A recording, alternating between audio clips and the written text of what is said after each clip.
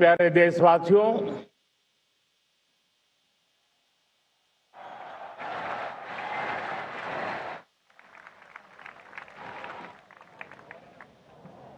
आजादी का ये महापर्व 140 करोड़ संकल्पों का पर्व है। आजादी का ये पर्व सामूहिक सिद्धियों का गौरव का पल है। हर हृदय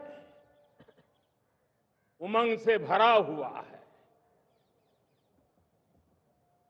देश एकता की भावना को निरंतर मजबूती दे रहा है। 140 करोड़ देशवासी आज तिरंगे के रंग में रंगे हैं। हर घर तिरंगा, भारत के हर कोने से, चाहे रेगिस्तान हो या हिमालय की चोटियां, समंदर के तट हो या घनी आबादी वाले क्षेत्र, हर तरफ से एक ही गुंज है, एक ही जयकारा है। हमारी प्राण से भी प्यारी मातृभूमि का जयगान है।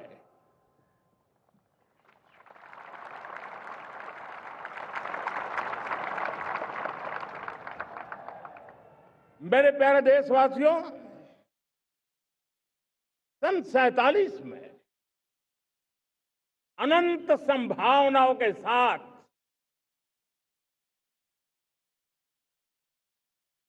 कोटि कोटि भुजाओं के सामर्थ्य के साथ हमारा देश आजाद हुआ। देश की आकांक्षाएं उड़ानें भर रही थी, लेकिन चुनौतियां उससे भी कुछ ज्यादा थी। पूज्य बापू के सिद्धांतों पर चलते हुए संविधान सभा के सदस्यों ने एक बहुत ही महत्वपूर्ण दायित्व निभाया। भारत का संविधान गत 75 वर्ष से एक प्रकाश स्तंभ बन करके हमें मार्ग दिखाता रहा है। भारत के संविधान निर्माता अनेक विद महापुरुष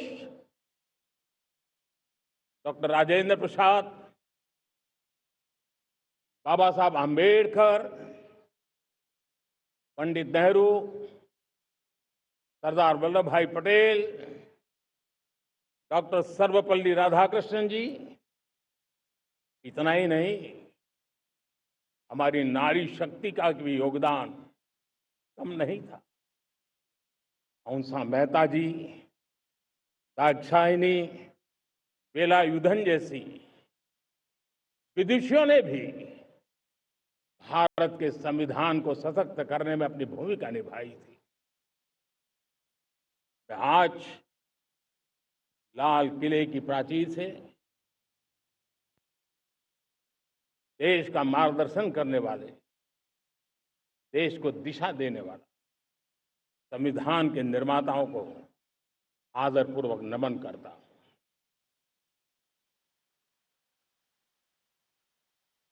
मेरे प्यारे देशवासियों,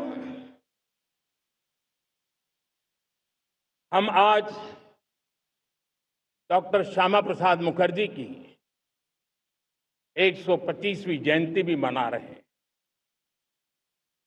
डॉक्टर श्यामा प्रसाद मुखर्जी भारत के संविधान के लिए बलिदान देने वाले देश के पहले महापुरुष थे। संविधान के लिए बलिदान, धारा 370 की दीवार गिराकर एक देश एक संविधान के मंत्र को जब हमने साकार किया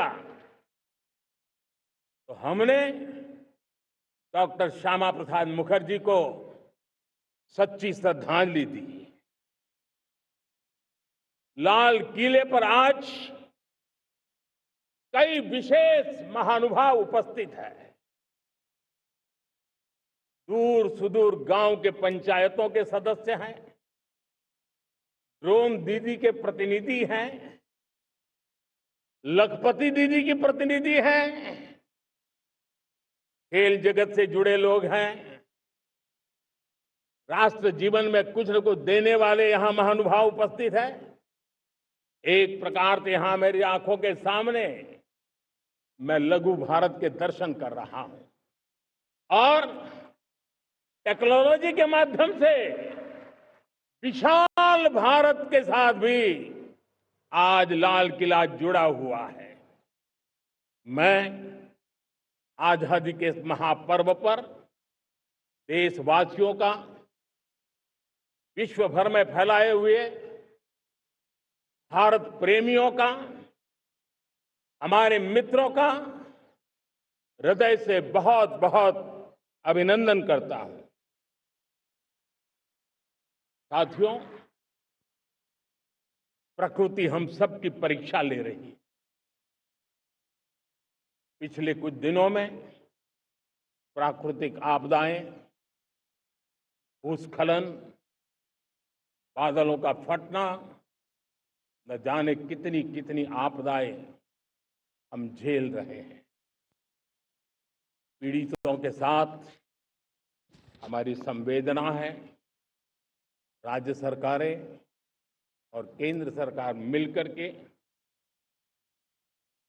बचाव के काम, राहत के काम, पुनर्वसन के काम में पूरी शक्ति से जुटे हुए हैं। साथियों, आज 15 अगस्त का एक विशेष महत्व भी मैं देख रहा। मुझे बहुत गर्व हो रहा है। आज मुझे लाल किले की प्राचीर से ऑपरेशन सिंदूर के वीर जाबाजों को सैल्यूट करने का अवसर मिला है।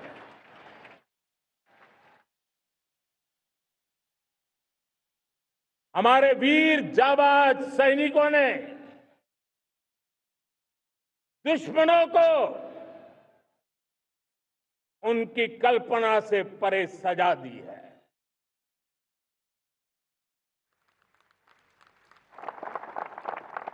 और इस अपील को पहलगाम में सीमा पार से आतंकियों ने आकर के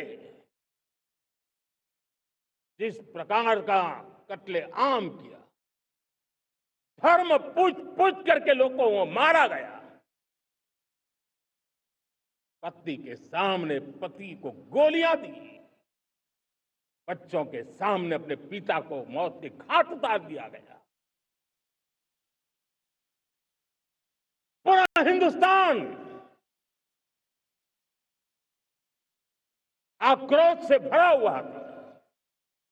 पूरा विश्व भी इस प्रकार से संहार से चौंक गया था। मेरे प्यारे देशवासियों, ऑपरेशन सिंदूर उसी आक्रोश की अभिव्यक्ति है।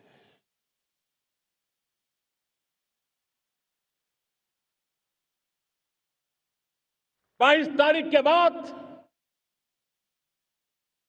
हमने हमारे सेना को खुली छूट दे दी। रणनीति वो तय करे, लक्ष्य वो तय करे, समय भी वो चुने। और हमारी सेना ने वो करके दिखाया जो कई दशकों तक कभी हुआ नहीं था। सैकड़ों किलोमीटर दुश्मन की धरती पर घुस करके आतंकी हेडक्वार्टर्स को मिट्टी में मिला दिया, आतंकी इमारतों को खंडहर बना दिया।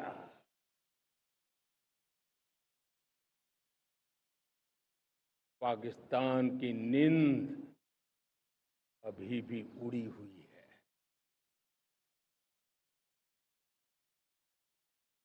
पाकिस्तान में हुई तबाही इतनी बड़ी है कि रोज नए नए खुलासे हो रहे हैं, नई नई जानकारियां आ रही हैं। मेरे प्यारे देशवासियों, हमारा देश कई दशकों से आतंक को झेलता आया हुआ है। देश के सीने को छलनी कर दिया गया है। अब हमने एक न्यू नॉर्मल प्रस्थापित किया। आतंक को और आतंकी को पालने पोसने वालों को, आतंकियों को ताकत देने वालों को अब हम अलग अलग नहीं मानेंगे।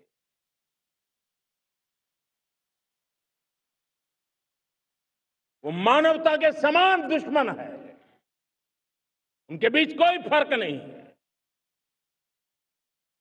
अब भारत ने तय कर लिया है कि न्यूक्लियर की धमकियों को अब हम सहने वाले नहीं हैं। न्यूक्लियर ब्लैकमेल लंबे अरसे से चलाया, अब वो ब्लैकमेल नहीं सहा जाएगा।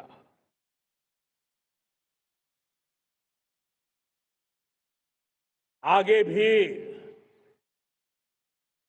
अगर दुश्मनों ने ये कोशिश जारी रखी, हमारी सेना तय करेगी, सेना की शर्तों पर,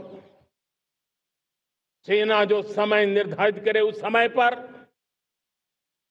सेना जो तौर तरीके तय करे उस तौर तरीके से, सेना जो लक्ष्य तय करे उस लक्ष्य को अब हम अमल में ला करके रहने वाले हैं। हम मुंह तोड़ जवाब देंगे। मेरे प्यारे देशवासियों, भारत ने तय कर लिया है, खून और पानी एक साथ नहीं बहेंगे।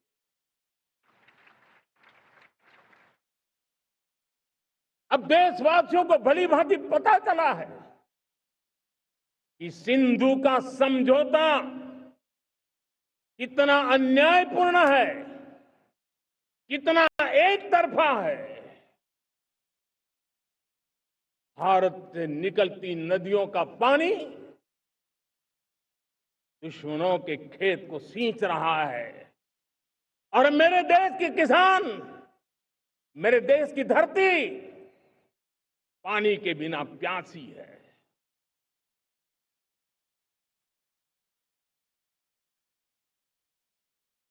ये ऐसा समझौता था जिसने पिछले 7 दशक से मेरे देश के किसानों का अकल्पनीय नुकसान किया है।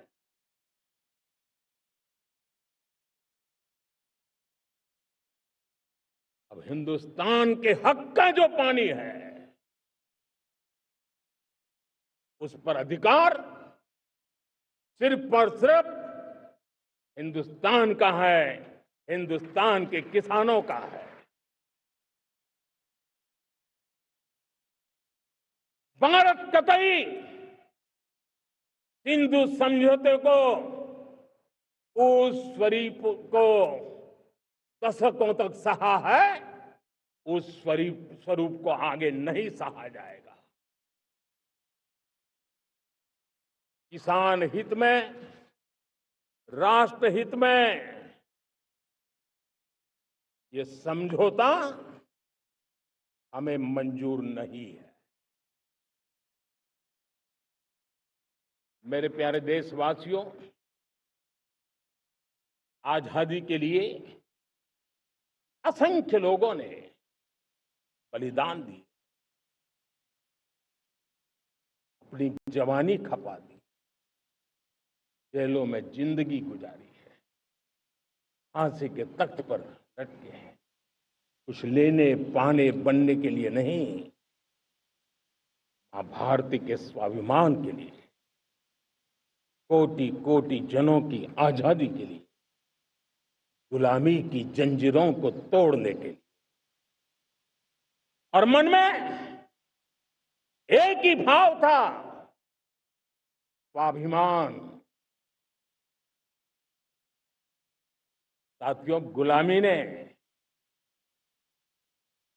हमें निर्धन बना दिया, गुलामी ने हमें निर्भर भी बना दिया, औरों पर हमारी निर्भरता बढ़ती गई। हम सब जानते हैं, आजादी के बाद कोटि कोटि जनों के पेट भरना बड़ी चुनौती थी। कि यही मेरे देश के किसान हैं जिन्होंने खून पसीना एक करके देश के अन्न के भंडार भर दिए।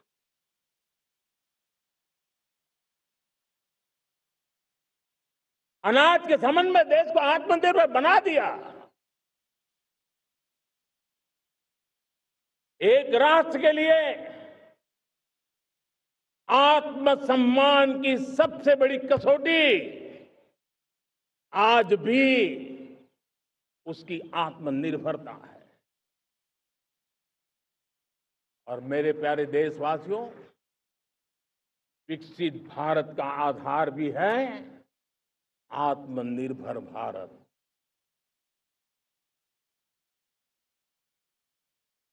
जो दूसरों पर ज्यादा निर्भर रहता है, उसकी आजादी पर उतना ही बड़ा प्रश्न चिन्ह लग जाता है। और दुर्भाग्य तो तब बन जाता है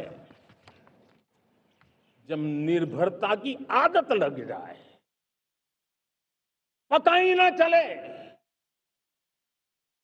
हम कब आत्मनिर्भरता छोड़ रहे हैं और कब किसी के निर्भर हो जाते हैं। ये आदत खतरे से खाली नहीं है और इसलिए प्रतिपल जागरूक रहना पड़ता है आत्मनिर्भर होने के लिए। और मेरे प्यारे देशवासियों, आत्मनिर्भरता का नाता सिर्फ आयात और निर्यात, रुपये, पैसे, पाउंड, डॉलर यहां तक सीमित नहीं है। इतना सीमित अर्थ उसका नहीं है। आत्मनिर्भरता का नाता हमारे सामर्थ्य से जुड़ा हुआ है। और जब आत्मनिर्भरता खत्म होने लगती है तो सामर्थ्य भी निरंतर क्षीण होता जाता है। और इसलिए हमारे सामर्थ्य को बचाए रखने, बनाए रखने और बढ़ाए रखने के लिए आत्मनिर्भर होना बहुत अनिवार्य है। साथियों, हमने ऑपरेशन सिंदूर में देखा है मेड इन इंडिया की कमाल क्या थी। दुश्मन को पता तक न चला कि कौन से शस्त्रास्त्र है, ये कौन सा सामर्थ्य है जो पलक भर में उनको नष्ट कर रहा है। सोचिए, अगर हम आत्मनिर्भर होते न होते तो क्या ऑपरेशन सिंदूर इतनी त्वरित गति से हम कर पाते? पता नहीं कौन सप्लाई देगा नहीं देगा, साजो सामान मिलेगा नहीं मिलेगा, इसी की चिंता बनी रहती। लेकिन हमें मेड इन इंडिया की शक्ति हमारे हाथ में थी, सेना के हाथ में थी। इसलिए बिना चिंता, बिना रुकावट, बिना हिचकिचाहट हमारी सेना अपना पराक्रम करती रही। और ये पिछले 10 साल से लगातार डिफेंस के क्षेत्र में आत्मनिर्भरता पर हम एक मिशन लेकर के चले हैं, उसके नतीजे आज नजर आ रहे हैं। साथियों, मैं एक और विषय पर आपका ध्यान आकर्षित करना चाहता हूं। ये बात से कोई इनकार नहीं कर सकता कि 21वीं सदी टेक्नोलॉजी ड्रिवन सेंचुरी है।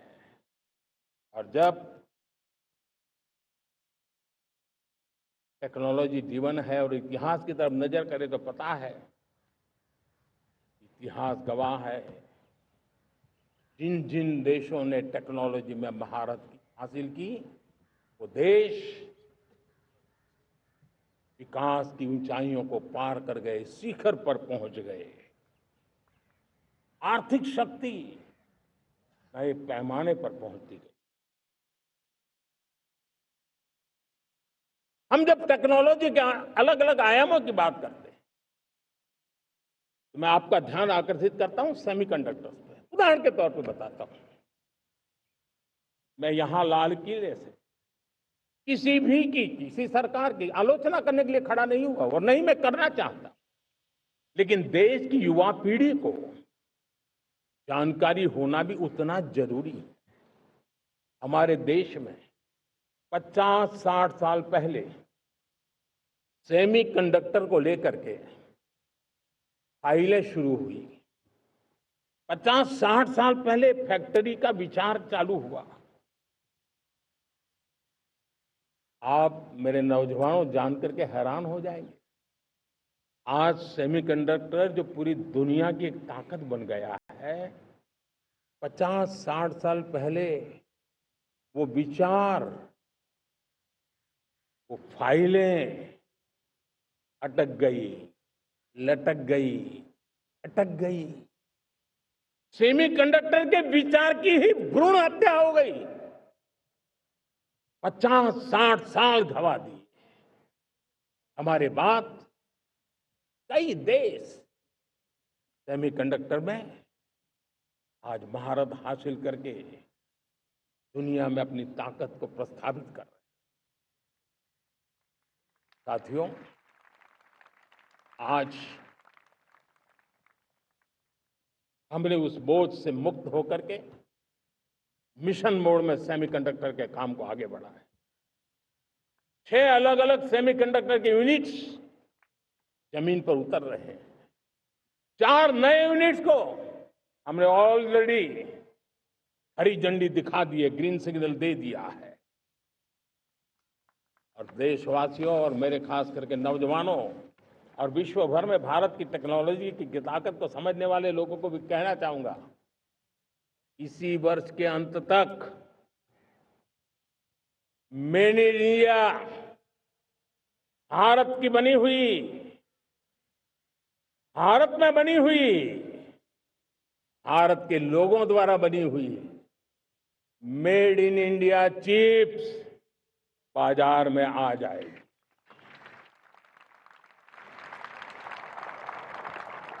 मैं दूसरा उदाहरण देना चाहता हूं। अब ऊर्जा के क्षेत्र में हम सब जानते हैं कि हम एनर्जी के लिए बहुत सारे देशों पर डिपेंडेंट है। पेट्रोल हो, डीजल हो, गैस हो, लाखों करोड़ रुपए हमें खर्च करके लाना पड़ता है। हमें इस संकट से देश को आत्मनिर्भर बनाना, ऊर्जा में आत्मनिर्भर बनाना बहुत जरूरी है। हमने बीड़ा उठाया और आज 11 वर्ष में सोलर एनर्जी 30 गुना बढ़ चुकी है। हम नए नए डैम बना रहे हैं ताकि हाइड्रो का विस्तार हो और हमें क्लीन एनर्जी की उपलब्ध हो। भारत मिशन ग्रीन हाइड्रोजन लेकर के आज हजारों करोड़ रुपए इन्वेस्ट कर रहा है।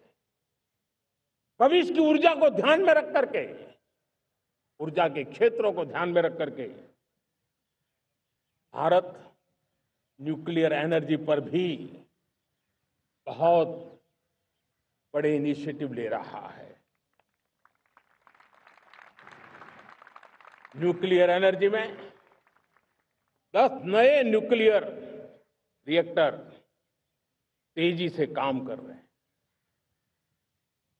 2047 तक, जो कि हमने विकसित भारत का लक्ष्य तय किया है, जब देश की आजादी के 100 साल होंगे, हम परमाणु ऊर्जा क्षमता 10 गुना से भी अधिक बढ़ाने का संकल्प लेकर के आगे बढ़ रहे हैं।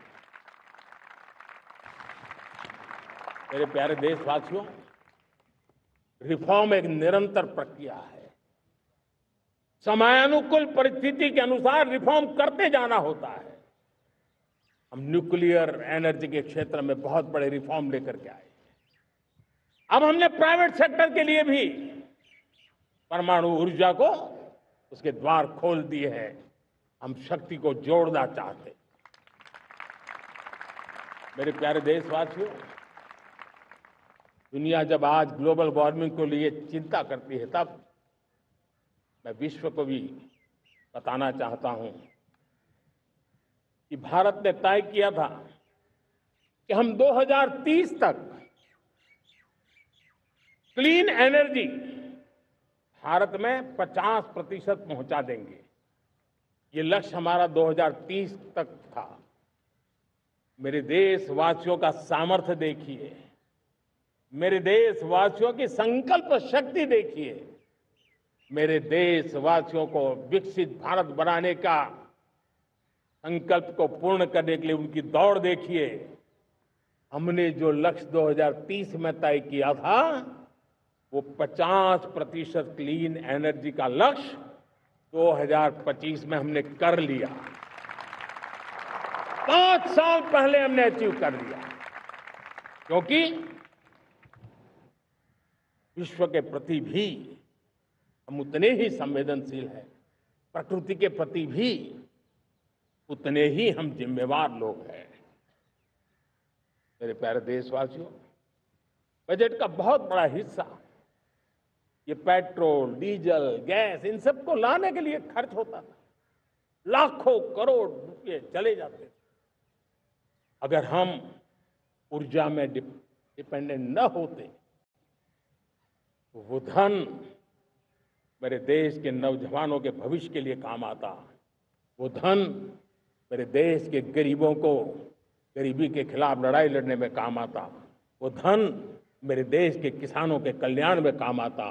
वो धन मेरे देश के गांव की परिस्थिति को पलटने के लिए काम आता। लेकिन हमें विदेशों को देना पड़ रहा। अब हम आत्मनिर्भर बनने की दिशा में काम कर रहे हैं। देश को विकसित बनाने के लिए हम अब समुद्र मंथन की तरफ भी जा रहे हैं। हमारे समुद्र के मंथन को आगे बढ़ाते हुए हम समुद्र के भीतर के तेल के भंडार, गैस के भंडार, उसको खोजने की दिशा में एक मिशन मोड में काम करना चाहते हैं। और इसलिए भारत ने national deep water exploration mission शुरू करने जा रहा है। ये ऊर्जा इंडिपेंडेंट बनने के लिए ये हमारी महत्वपूर्ण घोषणा है। मेरे प्यारे देशवासियों, आज पूरा विश्व क्रिटिकल मिनरल को लेकर के बहुत ही सतर्क हो गया है। उसके सामर्थ्य को लोग भली भांति समझने लगे हैं। कल तक जिस तरफ ज्यादा ध्यान नहीं था, वो आज सेंटर स्टेज पे है। हमारे लिए भी क्रिटिकल मिनरल्स में आत्मनिर्भरता बहुत अनिवार्य है। एनर्जी का सेक्टर हो, इंडस्ट्री का सेक्टर हो, रक्षा क्षेत्र हो, टेक्नोलॉजी के हर क्षेत्र हो, आज क्रिटिकल मिनरल्स की टेक्नोलॉजी के अंदर बहुत अहम भूमिका है। और इसलिए नेशनल क्रिटिकल मिशन हमने लॉन्च किया है। 1200 से अधिक स्थानों पर खोज का अभियान चल रहा है और हम क्रिटिकल मिनरल में भी आत्मनिर्भर बनने की दिशा में आगे बढ़ रहे हैं। मेरे प्यारे देशवासियों, स्पेस सेक्टर का कमाल तो हर देशवासी देख रहा, गर्व से भर जा रहा। और हमारे group captain Shubhanshu Shukla space station से लौट चुके हैं और आने वाले कुछ दिनों में वो भारत भी आ रहे हैं। हम स्पेस में भी अपने दम पर आत्मनिर्भर भारत गगनयान की तैयारी कर रहे हैं। हम अपने बलबूते पर हमारा अपना स्पेस स्टेशन बनाने की दिशा में हम काम कर रहे हैं। और पिछले दिनों स्पेस में जो रिफॉर्म किए गए, मुझे बहुत गर्व हो रहा है। मेरे देश के 300 से ज्यादा स्टार्टअप्स आप सिर्फ और सिर्फ स्पेस सेक्टर में काम कर रहे हैं और उन 300 स्टार्टअप में हजारों नौजवान पूरे सामर्थ्य के साथ जुटे हैं। ये है मेरे देश के नौजवानों की ताकत और ये है हमारे देश के नौजवानों के प्रति विश्वास। मेरे प्यारे देशवासियों, 140 करोड़ भारतवासी 2047 में जब आजादी के 100 साल होंगे, विकसित भारत के संकल्प को परिपूर्ण करने के लिए पूरी ताकत से जुटे हैं। इस संकल्प की पूर्ति के लिए भारत आज हर सेक्टर में आधुनिक इकोसिस्टम तैयार कर रहा है और आधुनिक इकोसिस्टम हर क्षेत्र में हमारे देश को आत्मनिर्भर बनाएगा। आज मेरा लाल किले की प्राचीर से मेरे देश के युवा वैज्ञानिकों को, मेरे टैलेंटेड यूथ को, मेरे इंजीनियर्स को और प्रोफेशनल्स को और सरकार के हर विभागों को भी मेरा आह्वान है, क्या हमारा अपना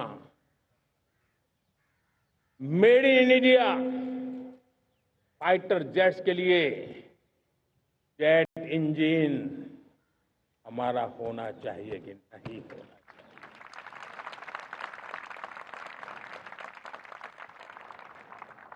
हम फार्मा ऑफ द वर्ल्ड माने जाते हैं। वैक्सीन में हम नए नए विक्रम स्थापित करते हैं, लेकिन क्या समय की मांग नहीं है?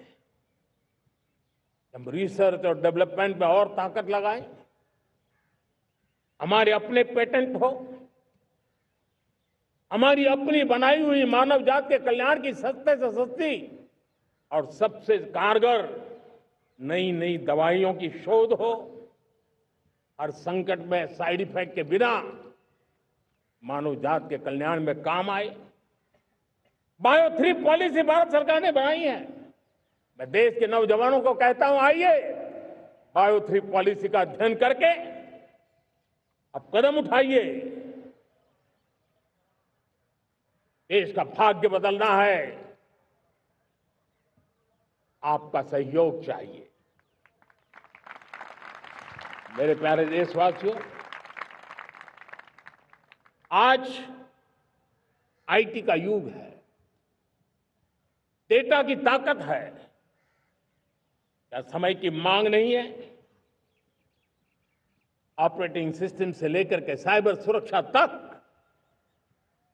डीप टेक से लेकर के आर्टिफिशियल इंटेलिजेंस तक, सारी चीजें हमारी अपनी हो, इस पर हमारे ही लोगों का सामर्थ्य जुटा हुआ हो, उनकी सामर्थ्य शक्ति का विश्व को परिचय कराए। साथियों, आज दुनिया में सोशल मीडिया कहो, बाकी प्लेटफॉर्म कहो, दुनिया के प्लेटफॉर्म पर हम काम कर रहे हैं। दुनिया ने हमने दिखा दिया है, यूपीआई का हमारा प्लेटफॉर्म आज दुनिया को अजूबा कर रहा है। हमारे में सामर्थ्य है। रियल टाइम ट्रांजैक्शन में 50% अकेला भारत यूपीआई के माध्यम से करता है।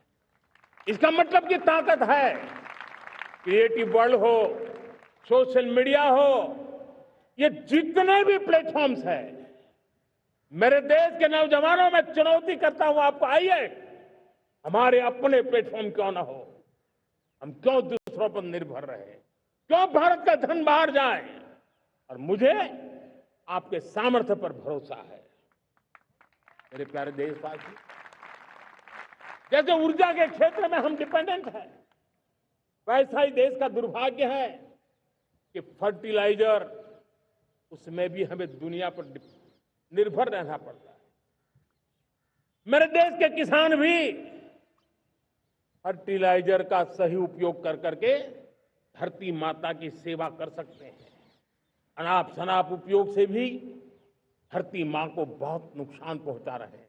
लेकिन साथ साथ मैं देश के नौजवानों को कहना चाहता हूं, देश के उद्योग जगत को कहना चाहता हूं, देश के प्राइवेट सेक्टर को कहना चाहता हूं, आइए हम फर्टिलाइजर के भंडार भर दें, हम नए नए तौर तरीके खोजें और भारत की आवश्यकता के अनुसार हम अपना फर्टिलाइजर तैयार करें। हम औरों पर निर्भर न रहे। साथियों, आने वाला युग ईवी का है। अब ईवी बैटरी क्या हम नहीं बनाएंगे? हम निर्भर रहेंगे? सोलर पैनल की बात हो, इलेक्ट्रिक व्हीकल्स के लिए जिन जिन चीजों की आवश्यकताएं हैं, वो हमारी अपनी होनी चाहिए। साथियों, मैं ये इसलिए कहने की हिम्मत करता हूं, क्यों? क्योंकि मुझे देश के नौजवानों के सामर्थ्य पर भरोसा है। और भरोसा सिर्फ वो मेरे देश के नौजवान है इतने मात्र से नहीं है। कोविड के समय हम बहुत सारी चीजों पर निर्भर थे। तो मेरे देश के नौजवानों को कहा गया कि वैक्सीन हमारी अपनी चाहिए, देश ने करके दिखाया। कोविन प्लेटफॉर्म हमारा अपना होना चाहिए, देश ने करके दिखाया। करोड़ों करोड़ों लोगों की जिंदगी बचाने का काम हमने किया है। वही स्पिरिट, वही जज्बा हमें जीवन के हर क्षेत्र में आत्मनिर्भर बनने के लिए अपना सब कुछ देना है। अपना जो बेस्ट है वो हमें दे करके रहना है। साथियों, पिछले 11 साल में एंटरप्रेन्योरशिप, उद्यमशीलता को बहुत बड़ी ताकत मिली। आज लाखों स्टार्टअप्स टियर 2, टियर 3 सिटी में देश की अर्थशक्ति को, देश के इनोवेशन को ताकत दे रहे हैं। उसी प्रकार से मुद्रा योजना से हमारे देश के करोड़ों नौजवान, उसमें भी हमारी बेटियां, करोड़ों करोड़ों लोग मुद्रा से लोन लेकर के अपना खुद का कारोबार कर रहे हैं। खुद तो अपने पैरों पर खड़े हुए हैं, लेकिन औरों को भी पैरों पर खड़े रहने की ताकत देते हैं। वे भी एक प्रकार से हर व्यक्ति को आत्मनिर्भर बनाने का अवसर दे रही है। मेरे साथियों, विमेन सेल्फ हेल्प ग्रुप, किसी का ध्यान नहीं था। पिछले 10 साल में विमेन सेल्फ हेल्प ग्रुप ने कमाल करके दिखाया। आज उनके प्रोडक्ट दुनिया के बाजार में जाने लगे हैं। लाखों करोड़ों का कारोबार हमारे विमेन सेल्फ हेल्प ग्रुप करते हैं। मैंने एक बार मन की बात में खिलौने की बात कही थी। हम करोड़ों करोड़ रुपए में खिलौने विदेश से लाते थे। मैंने ऐसे ही मन की बात में कहा, करे मेरे देश के नौजवानों, ऐसा भी करें इन्हें क्या, किलो भी बाहर जाएंगे। और आज मैं गर्व से कहता हूं कि मेरा देश खिलौने एक्सपोर्ट करने लग गया है। यानी देश के सामर्थ्य को हर प्रकार के अवसर मिले, हर रुकावटों से मुक्ति मिले, उसको सर्वाधिक करने के लिए प्रेरित किया जाए। देश कर सकता है। मैं देश के युवाओं से कहता हूं, आइए आप इनोवेटिव आइडियाज लेकर के, आपके आइडियाज को मरने मत देना दोस्तों। आज का आपका आइडिया हो सकता है आने वाली पीढ़ी का भविष्य बना सकता है। मैं आपके साथ खड़ा हूं। मैं आपके लिए काम करने के लिए तैयार हूं, आपका साथी बन के काम करने तैयार हूं। अब आइए, हिम्मत जुटाइए, इनिशिएटिव लीजिए। जो युवा मैन्युफैक्चरिंग के बारे में सोचते हैं, आइए आगे बढ़िए। सरकार के नियमों में बदलाव करना है, मुझे बताइए। अब देश रुकना नहीं चाहता है। 2047 दूर नहीं है। एक एक पल की कीमत है और हम एक भी पल गंवाना नहीं चाहते दोस्तों।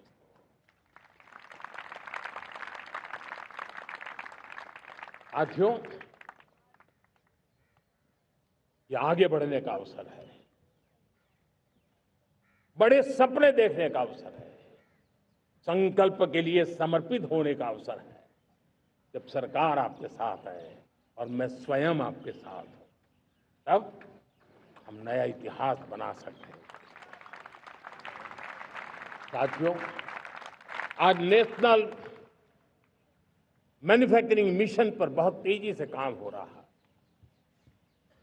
हमारे एमएसएमई उसका लोहा दुनिया मानती है।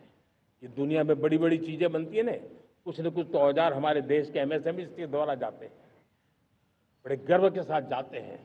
लेकिन हम कॉम्प्रिहेंसिव इंटीग्रेटेड विकास की राह पर जाना चाहते हैं और इसलिए उनकी शक्ति बढ़े। और उसमें भी मैंने पहले एक बार लाल किले से कहा था, जीरो डिफेक्ट जीरो इफेक्ट।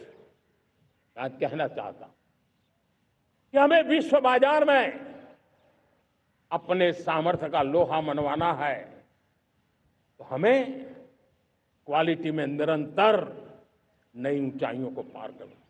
दुनिया क्वालिटी को स्वीकार करती है, हमारी गुणवत्ता सबसे ज्यादा हो और सरकार के भी प्रयास हो, रॉ मटेरियल की भी उपलब्धि हो, हमारी प्रोडक्शन की कॉस्ट कैसे कम हो, हम उसमें दम रह गए। और साथियों, हम सभी जो उत्पादन के क्षेत्र में लगे हैं, उन सबका मंत्र होना चाहिए, दाम कम लेकिन दम ज्यादा। हमारी हर प्रोडक्ट का दम ज्यादा हो लेकिन दाम कम हो।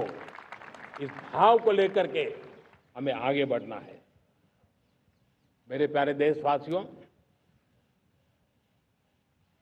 आजादी के लिए अनगिनत लोगों ने बलिदान दिए हैं। मैंने पहले भी कहा, जवानी खपा दी, फांसी पे लटक गए। क्यों? स्वतंत्र भारत के लिए। 75-100 साल पहले का वो कालखंड याद कीजिए। पूरा देश स्वतंत्र भारत के मंत्र को लेकर के जीता था। आज समय की मांग है, स्वतंत्र भारत का मंत्र लेकर के जीने वालों ने हमें स्वतंत्र भारत दिया। आज 140 करोड़ देशवासियों का एक ही मंत्र होना चाहिए, समृद्ध भारत। अगर कोटि कोटि लोगों के बलिदान से स्वतंत्र भारत हो सकता है, तो कोटि कोटि लोगों के संकल्प से, पुरुषार्थ से, आत्मनिर्भर बनने से वोकल फॉर लोकल की बात करने से, स्वदेशी का मंत्र को जापने से समृद्ध भारत भी बन सकता है। वो पीढ़ी स्वतंत्र भारत के लिए खप गई थी, ये पीढ़ी समृद्ध भारत के लिए नए कदम उठाए, यही समय की मांग है। और इसलिए मैं आज बार बार आग्रह करता हूं और मैं देश के सभी इन्फ्लुएंसर्स को कहना चाहता हूं, इस मंत्र को आगे बढ़ाने में मेरी मदद कीजिए। मैं सभी राजनीतिक दलों को, राजनेताओं को सबसे कहता हूं कि आइए, ये किसी राजनीतिक दल का एजेंडा नहीं है, भारत हम सबका है। हम मिलकर के वोकल फॉर लोकल उस मंत्र को हर नागरिक के जीवन का मंत्र बनाएं। भारत में बनी हुई, भारत के नागरिकों के पसीने से बनी हुई वो चीजें जिसमें भारत की मिट्टी की महक हो और जो भारत के आत्मनिर्भर के संकल्प को ताकत देता हो, हम उसी को खरीदेंगे, हम उसी का उपयोग करेंगे, हम उस दिशा में आगे आए। यह हमारा सामूहिक संकल्प हो। देखते ही देखते हम दुनिया बदल देंगे दोस्तों। मैं आज हर छोटे मोटे व्यापारी को, दुकानदार से आग्रह करना चाहता हूं, आपकी भी जिम्मेवारी है। हम छोटे थे, हमने कभी बाजार में देखा नहीं था कि शुद्ध घी की दुकान, ऐसे ही लिखा जाता था घी की दुकान। लेकिन समय रहते लोग लिखने लगे शुद्ध घी की दुकान। मैं चाहता हूं देश में ऐसे व्यापारी आगे आए, ऐसे दुकानदार आए कि हाँ स्वदेशी माल बिकता है, वो बोर्ड लगा रहे हैं। हम स्वदेशी का गर्व करने लगे। हम स्वदेशी मजबूरी में नहीं, मजबूती के साथ उपयोग करेंगे, मजबूती के लिए उपयोग करेंगे और जरूरत पड़ी तो औरों को मजबूर करने के लिए उपयोग करेंगे। ये हमारी ताकत होनी चाहिए, ये हमारा मंत्र होना चाहिए। मेरे प्यारे देशवासियों,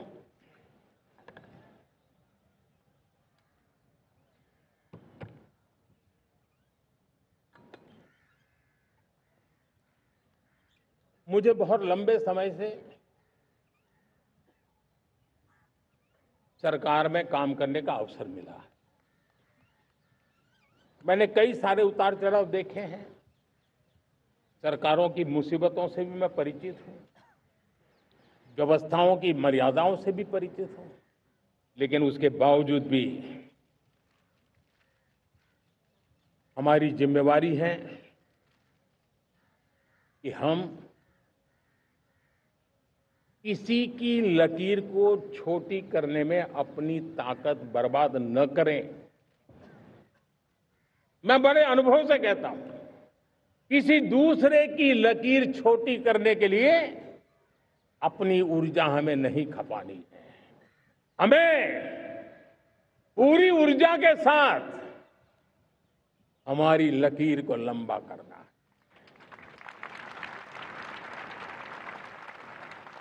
हम अगर अपनी लकीर लंबी करते हैं तो दुनिया भी हमारा लोहा मानेगी। आज जब वैश्विक परिस्थितियों में आर्थिक स्वार्थ दिनों दिन बढ़ रहा है, तब समय की मांग है कि हम उन संकटों के रोते बैठने की जरूरत नहीं है। हिम्मत के साथ हम अपनी लकीर को लंबी करें। और मैं 25 साल के शासन के अनुभव से कह सकता हूं, अगर ये रास्ता हमने चुन लिया, हर किसी ने चुन लिया, तो फिर कोई स्वार्थ हमें अपनी चंगुल में नहीं फंसा सकता है। मेरे प्यारे देशवासियों, बीता दशक रिफॉर्म, परफॉर्म, ट्रांसफॉर्म कर रहा है, लेकिन अब हमें और नई ताकत से जुड़ना है। पिछले दिनों हमने कई रिफॉर्म्स किए। एफडीआई हो, इंश्योरेंस कंपनी की बात हो, विश्व की यूनिवर्सिटीज को भारत के अंदर स्थान देने की बात हो, कई रिफॉर्म्स किए हैं। 40,000 से ज्यादा अनावश्यक कंप्लायंसेस को हमने खत्म किया है। इतना ही नहीं, 1500 से अधिक पुराने कानून जो बाबा आदम के जमाने के थे, उन सबको हमने खत्म कर दिया है। हमने दर्जनों कानूनों को सरल करने के लिए संसद में जाकर के जनता के हितों को सर्वोपरि रख करके बदलाव किए हैं।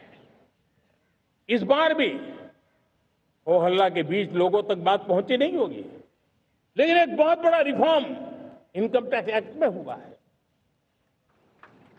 करीब 280 से ज्यादा धाराएं हमने समाप्त करने का निर्णय किया है। और साथियों, सिर्फ आर्थिक मोर्चे पर ही रिफॉर्म नहीं, हमने नागरिक के जीवन को भी आसान बनाने के लिए रिफॉर्म किए। इनकम टैक्स रिफंड की बात हो, रिफॉर्म का परिणाम है। फेसलेस असेसमेंट की बात हो, रिफॉर्म का परिणाम है। 12 लाख तक आज इनकम टैक्स से मुक्ति दे देना देश का जो भविष्य बनाने में उत्सुक है, ऐसा मेरा मध्यम वर्ग का परिवार आज खुला नहीं समा रहा है। कभी किसी ने सोचा नहीं था कि 12 लाख रुपए तक का इनकम टैक्स पर जीरो कर दिया जाएगा। आज कर लिया है। जब देश का सामर्थ्य बढ़ता है तो देशवासियों को लाभ मिलता है। अंग्रेजों के जमाने से दंड संहिता में हम दबे पड़े थे। दंड का भय दिखा करके जीवन चल रहा था। 75 साल आजादी के ऐसे ही गए। हमने दंड संहिता को खत्म कर दिया, न्याय संहिता को ले आए हैं। न्याय संहिता में भारत के नागरिक के प्रति विश्वास का भाव है। भारत के नागरिक के अंदर अपनेपन का भाव है, संवेदनशीलताओं से भरा हुआ है।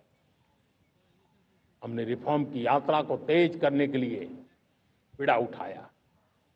हम बहुत तेजी से आगे बढ़ना चाहते हैं। मैं चाहता हूं देशवासियों, देश के लिए कर रहा हूं, मैं मेरे लिए नहीं कर रहा हूं, किसी का बुरा करने के लिए नहीं कर रहा हूं। मेरे राजनीतिक दल, मेरे प्रतिस्पर्धी साथी भी देश की इस उज्जवल भविष्य के लिए आगे आए, हमारा साथ दे। स्ट्रक्चरल रिफॉर्म्स की बात हो, रेगुलेटरी रिफॉर्म्स की बात हो, पॉलिसी रिफॉर्म की चर्चा हो, प्रोसेस रिफॉर्म की चर्चा हो, प्रोसीड्यूरल रिफॉर्म्स करने की जरूरत हो, हर प्रकार के रिफॉर्म्स ये आज हमने मकसद बना करके चले हैं। और मेरे प्यारे देशवासियों, नेक्स्ट जनरेशन रिफॉर्म्स के लिए हमें एक टास्क फोर्स गठित करने का निर्णय किया है। ये टास्क फोर्स समय सीमा में इस काम को पूरा करे। वर्तमान नियम, कानून, नीतियां, रीतियां 21वीं सदी के अनुकूल, वैश्विक वातावरण में अनुकूल और भारत को 2047 में विकसित राष्ट्र बनाने के संदर्भ में नए सिरे से तैयार हो और उसका समय सीमा में अपना कार्य पूरा करने के लिए इस टास्क फोर्स की रचना की है। साथियों, ये रिफॉर्म के कारण जो नए लोग अपना भविष्य बनाने चाहते हैं उनको तो हिम्मत मिलेगी। हमारे स्टार्टअप्स हो, हमारे लघु उद्योग हो, हमारे गृह उद्योग हो, उन लोग उद्यमियों को उनकी कंप्लायंस कॉस्ट बहुत कम हो जाएगी और उसके कारण उनको एक नई ताकत मिलेगी। जो एक्सपोर्ट की दुनिया में उनको लॉजिस्टिक सपोर्ट के कारण, व्यवस्थाओं में बदलाव के कारण उनको एक बहुत बड़ी ताकत मिलेगी। साथियों, ऐसे ऐसे कानून है हमारे देश में, छोटी छोटी चीजों के लिए जेल में डालने के कानून है। आप हैरान हो जाएंगे, किसी ने नजर नहीं डाली। मैं पीछे लगा हूं, ये मेरे देश के नागरिकों को जेल में बंद करने वाले जो अनावश्यक कानून है वो खत्म होने चाहिए। हम संसद में पहले भी बिल लाए थे, इस बार भी लेके आए हैं। साथियों, इस दिवाली में आपकी डबल दिवाली का काम मैं करने वाला हूं। इस दिवाली में आपको एक बहुत बड़ा तोहफा देशवासियों को मिलने वाला है। पिछले 8 साल से हमने जीएसटी का बहुत बड़ा रिफॉर्म किया। पूरे देश में टैक्स के बर्डन को कम किया, टैक्स की व्यवस्थाओं को सरल किया और 8 साल के बाद समय की मांग है कि हम एक बार उसको रिव्यू करें। हमने एक हाई पावर कमेटी को बिठा करके रिव्यू शुरू किया, राज्यों से भी विचार विमर्श किया और मेरे प्यारे देशवासियों, हम नेक्स्ट जनरेशन जीएसटी रिफॉर्म्स लेकर के आ रहे हैं। ये दिवाली के अंदर आपके लिए तोहफा बन जाएंगे। सामान्य मानवीय की जरूरतों के टैक्स भारी मात्रा में कम कर दिए जाएंगे।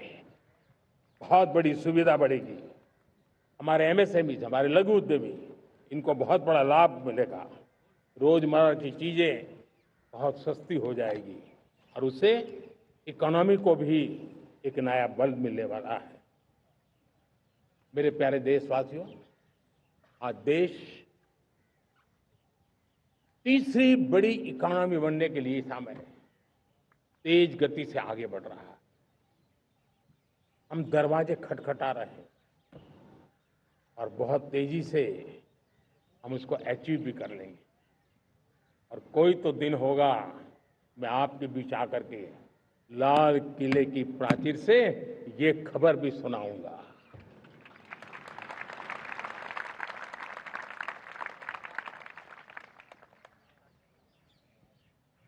आज भारत की अर्थव्यवस्था और आर्थिक स्थिति को लेकर पूरी दुनिया आश्वस्त है। इतनी अस्थिरता के बीच आशा की किरण बना हुआ है भारत का फाइनेंशियल डिसिप्लिन, भारत की फाइनेंस की ऊर्जा। संकट के घेरे में जब अर्थव्यवस्था पड़ी हुई है, तब भारत ही उसे बाहर निकलेगा, ये भरोसा दुनिया में पनपा है। आज इन्फ्लेशन कंट्रोल में है, फॉरेन एक्सचेंज रिजर्व हमारे बहुत मजबूत है, हमारे मैक्रो इकोनॉमिक इंडिकेटर्स बहुत मजबूत है। ग्लोबल रेटिंग एजेंसी भी लगातार भारत की सराहना करती हैं, भारत की अर्थव्यवस्था पर ज्यादा से ज्यादा विश्वास व्यक्त कर रही है। ये बढ़ती हुई अर्थव्यवस्था का लाभ मेरे देश के गरीबों को मिले, मेरे देश के किसानों को मिले, मेरे देश की नारी शक्ति को मिले, मेरे देश के मध्यम वर्ग को मिले, मेरे देश की विकास धारा को ताकत देने वाला बने। उस दिशा में हम नए नए प्रयास करें। आज युवाओं के लिए नए नए सेक्टर्स में हमारे नौजवानों के लिए अवसर बन रहे हैं।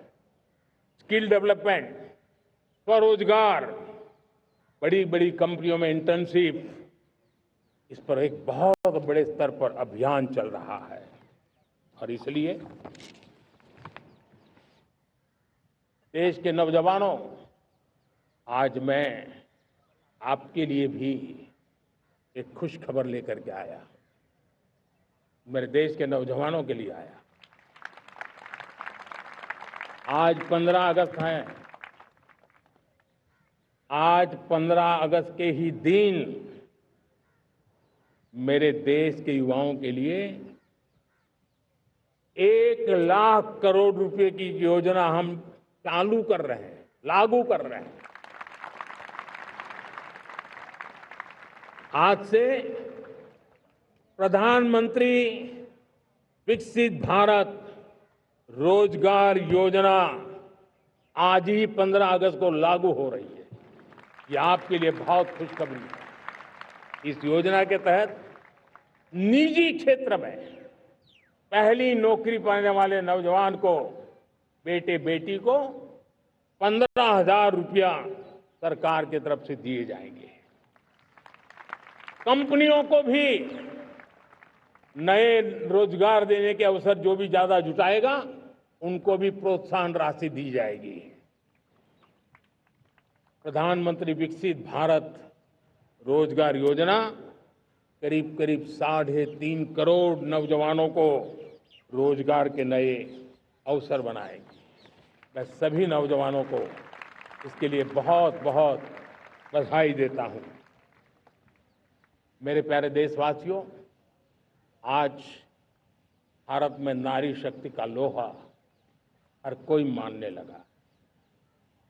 बढ़ती इकोनॉमी की लाभार्थी हमारी नारी है, लेकिन बढ़ती इकोनॉमी को गति देने में भी हमारी नारी का बहुत बड़ा योगदान भी, हमारी मातृशक्ति का योगदान है, हमारी स्त्री शक्ति का योगदान है। स्टार्टअप से लेकर स्पेस सेक्टर तक हमारी बेटियां छाई हुई हैं, खेल के मैदान में छाई हुई हैं, फौज में चमक रही है। आज गर्व के साथ नारी कंधे से कंधा मिलाकर के देश की विकास यात्रा में भागीदार हो रही। देश गर्व से भर गया जब एनडीए की विमेन कैडेट्स उनका पहला पास आउट हुआ था। पूरा देश गर्व से भर गया था। सारे टीवी चैनल उसी के पीछे लगे हुए थे। कितने बड़े गौरव की पल थी। Self help group, 10 crore self help group की बहनें क्या कमाल कर रही है। नमो ड्रोन दीदी नारी शक्ति की एक नई पहचान बनी।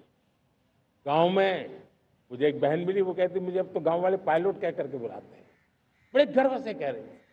ज्यादा पढ़ी लिखी नहीं थी, लेकिन उसका रतबा पैदा हुआ है। साथियों, हमने 3 करोड़ महिलाओं को लखपति दीदी बनाने का संकल्प लिया था। 3 करोड़। और मुझे आज संतोष है कि हम तेज गति से काम कर रहे हैं। समय से पहले 3 करोड़ का लक्ष्य पार कर लेंगे। और आज मैं खुशी से देश को बताना चाहता हूं कि मेरे नारी शक्ति का सामर्थ्य देखिए। देखते ही देखते 2 करोड़ महिलाएं लखपति दीदी बन चुकी है। आज कुछ लखपति दीदी हमारे सामने बैठी है। ये है मेरे सामर्थ्य। और मेरा विश्वास है दोस्तों, भारत की विकास यात्रा में उनकी भागीदारी बढ़ने वाली। मेरे प्यारे देशवासियों, मेरे देश के किसानों का भारत की अर्थव्यवस्था में बहुत बड़ा योगदान है। भारत के किसानों की मेहनत रंग ला रही है। पिछले साल अनाज के उत्पादन में मेरे देश के किसानों ने के पुराने सारे विक्रम तोड़ दिए। ये सामर्थ्य है मेरे देश का। इतनी ही जमीन, लेकिन व्यवस्थाएं बदली, पानी पहुंचने लगा, अच्छे सीड्स मिलने लगे, किसानों को अच्छी सुविधाएं मिलने लगी, तो वो अपना सामर्थ्य देश के लिए बढ़ा रहा। आज भारत दूध, दाल, जूट जैसे उत्पादन में नंबर 1 है दुनिया में। आज दुनिया का दूसरा सबसे बड़ा फिश प्रोड्यूसर। मेरे मछुआरा भाई बहनों की ताकत देखिए। फिश प्रोड्यूसन में दुनिया में हम दूसरे नंबर पर पहुंच चुके हैं। आज भारत चावल, गेहूं, फल और सब्जी के उत्पादन में भी दुनिया में दूसरे नंबर पर पहुंच चुका है। साथियों, आपको खुशी होगी, मेरे देश के किसान जो पैदावार देते हैं, आज वो उत्पादन दुनिया के बाजार में पहुंच रहा है। 4 लाख करोड़ रुपया एग्रो प्रोडक्ट का एक्सपोर्ट हुआ है। ये मेरे देश के किसानों ने हमें ताकत दिखाई है। हम छोटे किसान हो, पशुपालक हो, मछुआरे हो, देश के विकास की अनेक योजनाओं का लाभ आज हम उन तक पहुंचा रहे हैं। पीएम किसान सम्मान निधि हो, रेन वाटर हार्वेस्टिंग हो, सिंचाई की योजनाएं हो, क्वालिटी सीड्स हो, फर्टिलाइजर की आवश्यकता हो, हर क्षेत्र में आज और किसान को एक भरोसा हो गया है फसल बीमा का। वो साहसिक बना रहा, उसका परिणाम भी देश को मिल रहा है। जो पहले कल्पना की बात थी आज हकीकत बन गई है। देशवासियों, हमारे देश के पशुधन को बचाने के हमें कोविड की वैक्सीन मुफ्त में मिली, वो तो याद है, लेकिन हम पशुधन के लिए भी अब तक 125 डोज मुफ्त में पशुओं को लगा चुके हैं। फूट एंड माउथ डिसीज से मुक्ति पाने के लिए, जो हमारा यहाँ उत्तर भारत में उसे खुरपका मुंहपका बीमारी कहते हैं, उसे बचाने के लिए 125 करोड़ डोज हम लगा चुके हैं और मुफ्त में लगा चुके हैं। हम खेती के मामले में देश के वो जिले जहां के किसान औरों से पीछे रह गए, किसी न किसी कारण से 100 जिले ऐसे हैं जहां अपेक्षाकृत कम खेती है, और इसलिए हमने 100 जिले आइडेंटिफाई किए हैं पूरे देश में से, और वहां के किसानों को एम्पावर करना, किसानों को शक्ति देना, किसानों को मदद करने का एक अभियान चलाया है। और इसके लिए पीएम धन धान्य कृषि योजना का आरंभ किया है। पीएम धन धान्य कृषि योजना वो देश के 100 जिले जहां थोड़ी सी भी मदद कर देंगे तो वहां का किसान भी भारत के अन्य किसानों की बराबरी कर देगा। मेरे प्यारे देशवासियों, भारत के किसान, भारत के पशुपालक, भारत के मछुआरे, ये हमारी सबसे बड़ी प्राथमिकता है। भारत के किसान, भारत के मछुआरे, भारत के पशुपालक, उनसे जुड़ी किसी भी अहितकारी नीति के आगे मोदी दीवार बन के खड़ा है।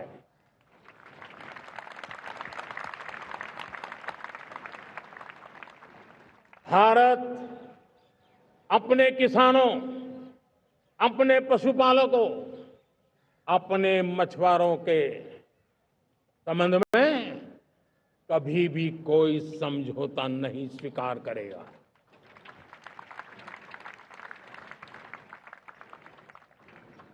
प्यारे देशवासियों, गरीबी क्या होती है मुझे किताबों में पढ़ना नहीं पड़ा है, मैं जानता, सरकार में भी रहा हूं, और इसलिए मेरी कोशिश रही है कि सरकार फाइलों में नहीं होनी चाहिए। सरकार देश के नागरिकों की लाइफ में होनी चाहिए। दलित हो, पीड़ित हो, शोषित हो, वंचित हो, उनके लिए सकारात्मक रूप से सरकारें प्रोएक्टिव हो, सरकारें प्रो पीपल हो, उस दिशा में हम निरंतर प्रयास कर रहे हैं।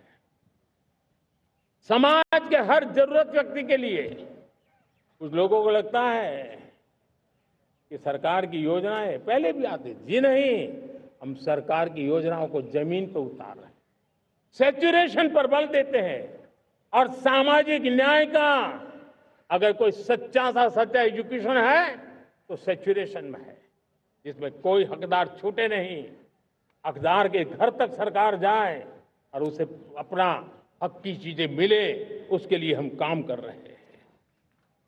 जनधन अकाउंट जब खोले गए ना, वो सिर्फ बैंक का अकाउंट था ऐसा नहीं है, उसे एक स्वाभिमान मिला था कि बैंक के दरवाजे मेरे लिए भी खुलते हैं, मैं भी बैंक के दरवाजे में जाकर के टेबल पे हाथ रख करके बात कर सकता हूं। ये विश्वास हमने जगाया है। आयुष्मान भारत ने बीमारी को सहने की आदत से मुक्ति दिलाने का और उनको अच्छे स्वास्थ्य के लिए मदद करने का काम। और जब हम वरिष्ठ नागरिकों को 5 लाख रुपए से ज्यादा मदद कर करके उनके आरोग्य की चिंता करते हैं, आज पीएम आवास 4 करोड़ गरीबों को घर मिलना मतलब जिंदगी के नए सपने वहां सजते हैं। वो सिर्फ 4 दीवारें नहीं है दोस्तों। रेहड़ी पटरी वालों के लिए पीएम स्वनिधि योजना, जो कभी ब्याज के चक्कर में फंसा रहता था, आज पीएम स्वनिधि से रेहड़ी पटरी वाला भी, और आपने देखा वो यूपीआई से पैसे लेता है, यूपीआई से पैसे देता है। ये बदलाव आखिरी व्यक्ति तक चिंता लोगों की लाइफ में सरकार होनी चाहिए। उसी के कारण ये जमीन से जुड़ी योजनाएं बनती हैं और जमीन से जुड़ी योजनाएं जमीन पर उतरती हैं और जमीन से उतरी हुई योजनाएं जीवन में बदलाव लाने का एक सशक्त माध्यम बन जाती हैं। एक समय था, गरीब हो, पीड़ित हो, आदिवासी हो, वंचित हो, दिव्यांग हो, हमारी विधवा माताएं बहनें हो, अपने हक के लिए दर दर भटकते रहते थे। सरकारी दफ्तरों में चक्कर लगाते लगाते जिंदगी पूरी हो जाती। आज सरकार आपके दरवाजे पर आती है, सैचुरेशन के अप्रोच को लेकर के आती है। करोड़ों लाभार्थियों को सरकारी योजनाओं का लाभ मिल रहा है। डायरेक्ट बेनिफिट ट्रांसफर एक बहुत बड़ा क्रांतिकारी काम हुआ है। साथियों, गरीबी हटाओ के नारे देश ने बहुत सुने हैं, लाल किले से भी सुने, और देश सुन सुन करके थक गया था और देश ने मान लिया था कि गरीबी हट नहीं सकती है। लेकिन जब हम योजनाओं को गरीब के घर तक ले जाते हैं, विश्वास को गरीब के मन में हम पैदा करते हैं, तब मेरे देश के 25 करोड़ गरीब गरीबी को परास्त कर करके, गरीबी से बाहर निकल करके एक नया इतिहास बनाते हैं। आज 10 करोड़ गरीब और 10 वर्ष में 25 करोड़ से ज्यादा गरीब गरीबी को परास्त कर करके गरीबी से बाहर निकले हैं और एक न्यू मिडिल क्लास तैयार हुआ है। मेरे साथियों, ये न्यू मिडिल क्लास और मिडिल क्लास एक ऐसी जुगलबंदी है जिसमें एस्पिरेशन भी है, एफर्ट भी है। वो देश को आगे बढ़ाने के लिए बहुत बड़ा सामर्थ्य बनने वाली है। मेरे प्यारे देशवासियों, बहुत ही निकट भविष्य में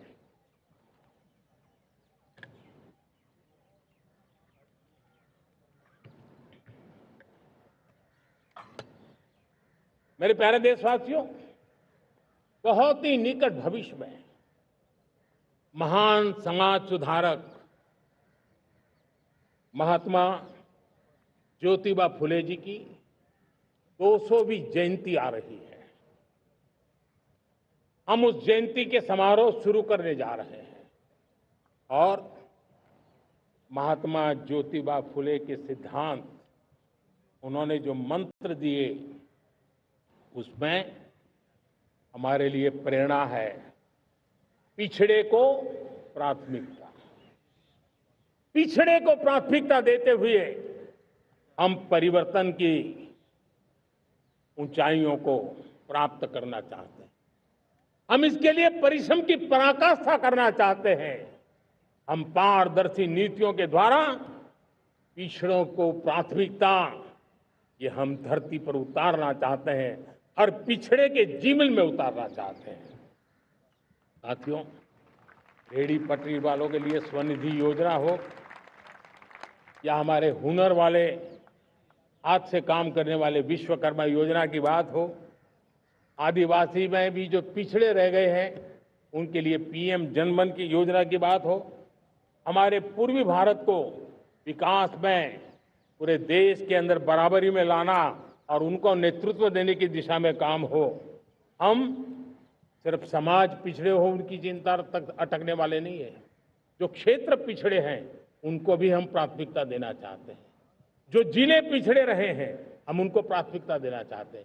जो ब्लॉक पिछड़े रहे हैं उनको प्राथमिकता देना चाहते हैं। हमने 100 एस्पिरेशनल डिस्ट्रिक्ट, 500 एस्पिरेशनल ब्लॉक, उसी मिशन में काम किया है।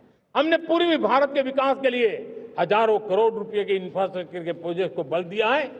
हमने पूर्वी भारत के जीवन को बदल करके देश की विकास यात्रा में भागीदार बनने का, मेरे प्यारे देशवासियों, जीवन हर क्षेत्र में विकास होना चाहिए। विकास के लिए खेल का भी महत्व होता है। और मुझे खुशी है कि एक जमाना था जहाँ बच्चे खेल में अगर समय लगाते तो माँ बाप ज्यादा पसंद नहीं करते थे। आज एकदम से उलट गया है। अगर बच्चे खेलकूद में आगे आते हैं, रुचि लेते हैं, तो माँ बाप गर्व से भर जाते हैं। मैं इसे एक शुभ संकेत मानता हूं। मेरे देश के परिवार के अंदर खेल को प्रोत्साहन का वातावरण मैं देखता हूं, मेरा मन गर्व से भर जाता है। मैं इसे देश के भविष्य के लिए बहुत शुभ संकेत मानता हूं। और साथियों, इस खेल को बढ़ावा देने के लिए हमने नेशनल स्पोर्ट्स पॉलिसी, कई दशकों के बाद हम देश में खेलो भारत नीति को लेकर के आए हैं, ताकि एक खेल जगत का सर्वांगीण विकास का प्रयास हो। स्कूल से लेकर के ओलंपिक तक हम एक पूरा इकोसिस्टम डेवलप करना चाहते हैं। चाहे कोचिंग की व्यवस्था हो, फिटनेस की बात हो, खेल के मैदान हो, खेल की व्यवस्थाएं हो, खेल के लिए आवश्यक साधन हो, लघु उद्योगों को भी खेल के साधन बनाने में मदद करने की बात हो। यानी एक प्रकार से पूरा इकोसिस्टम हम दूर दराज के बच्चों तक पहुंचाना चाहते हैं। लेकिन साथियों, जब मैं फिटनेस की बात करता हूं, जब मैं खेलकूद की बात करता हूं, तब मैं एक चिंता भी आपके सामने रखना चाहता हूं। हमारे देश के हर परिवार को चिंता करनी चाहिए। मोटापा हमारे देश के लिए बहुत बड़ा संकट बनता जा रहा है। आने वाले वर्षों में लोग, जो पंडित लोग हैं वो कहते हैं, जो जानकार लोग कहते हैं, हर तीसरे व्यक्ति में एक व्यक्ति मोटापे का शिकार होगा। हमें मोटापे से बचना है, ओबेसिटी से बचना है। और इसलिए मैंने, बाकी सब करना पड़ेगा, लेकिन एक छोटा सा सुझाव दिया था कि परिवार तय करे कि जब खाने का तेल घर में आएगा 10% कम ही आएगा और 10% कम ही उपयोग करेंगे, और हम ओबेसिटी के खिलाफ लड़ाई को जीतने की दिशा में हम अपना योगदान देंगे।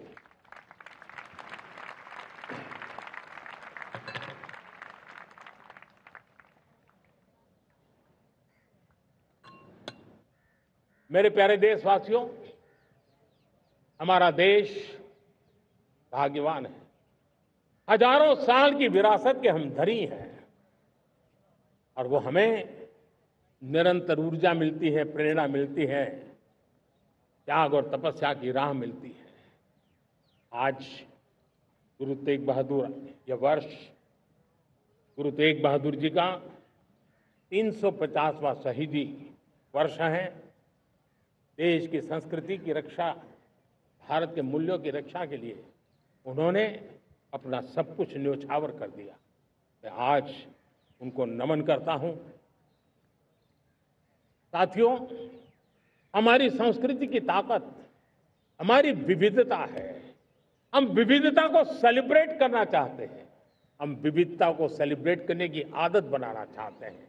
यह हमारा गौरव है कि हमारा भारत माँ का ये बगीचा कितने विविध प्रकार के फूलों से सजा हुआ है, कितनी विविधताएं हैं।